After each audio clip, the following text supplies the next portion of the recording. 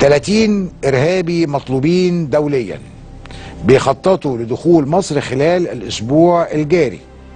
الإرهابيين دول تابعين لمنظمات زي القاعدة، وعندنا صور ليهم موجودة ومنشورة على نشرة الانتربول الحمراء، موجودة بأسمائهم: Dangerous Wanted List Libya Red Arrest Warrant.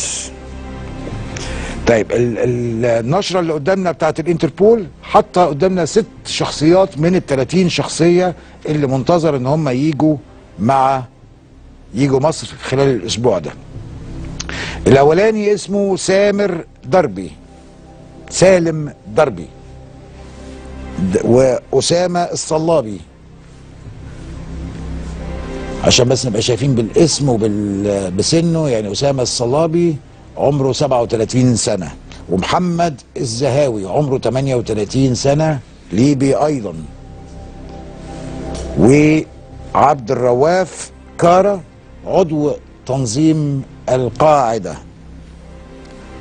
وسفيان كومو ده برضو واحد من الشخصيات الليبية، سفيان كومو.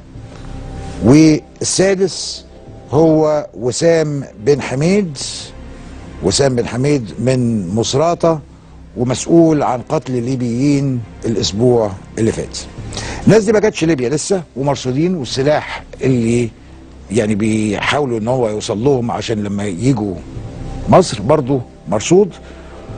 اعتقد ان بعد ما قلنا المعلومات دي، اعتقد ان هم هيفكروا مرة واثنين وثلاثة واربعة وعشرة قبل ما يحاولوا يجوا مصر. يجوا يعملوا ايه؟ ده بقى شأن الجهات السيادية هي اللي تشوفه.